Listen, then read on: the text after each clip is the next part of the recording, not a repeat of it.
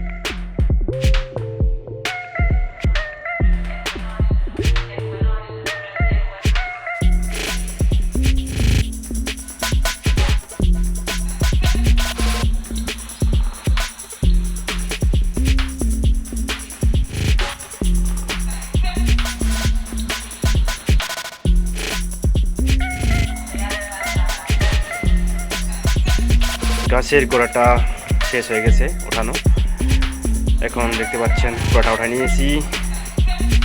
আর এখন গোড়াটা মাটি ঢেকে দেবো, যেহেতু গর্তটা রাখা যাবে না, সেখান থেকে